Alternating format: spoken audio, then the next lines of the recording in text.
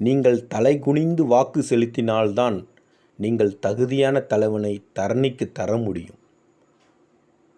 நீங்களும் பிரம்மாதான் உங்கள் தலையெழுத்தை வாக்கால் எழுதுவதால். ஓர் ஓட்டால் என்ன மாற்றம் நிகழும் என்று எண்ணாதீர். ஒரு சிறிய செயலுக்கு பின்தான் பெரிய நிகழ்வு உள்ளது என்பதை நினைவு கொள்ளுங்கள். இந்தியாவின் சமத்துவம் வாக்கில் வார்க்கப்பட்டுள்ளது. பணக்காரனுக்கும் பரம ஏழைக்கும், படித்தவனுக்கும் பாமரனுக்கும், காஷ்மீர்காரருக்கும் கன்னியாகுமரிக்காரருக்கும், அவ்வளவு ஏன் குடியரசுத் தலைவருக்கும் ஒரு வாக்குதான். வாக்காளரின் வரிசை சமத்துவத்தின் சாதனை சான்று. பூவின் மலர்ச்சிக்கும் பூகம்பத்திற்கும் சம்பந்தம் உண்டு. உங்கள் வாக்கிற்கும் உலகின் வளர்ச்சிக்கும் சம்பந்தம் உண்டு என்ற உண்மையை உணர்ந்து கொள்ளுங்கள்.